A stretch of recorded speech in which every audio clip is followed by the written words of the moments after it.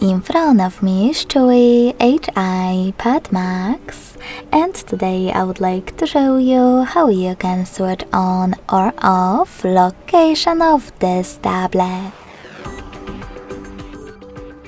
First of all, go into Tab menu and look for Location shortcut. When you find it, click on it. If you can't find it over here, select this pen at the bottom left corner. Scroll down, look for Location shortcut, and when you find it, hold it and drag it up to add it to Tab menu. Then let go, go back, and finally click on it.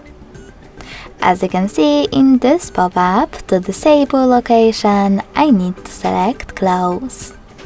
So when I do that and go back, I can see that location of my tablet is off.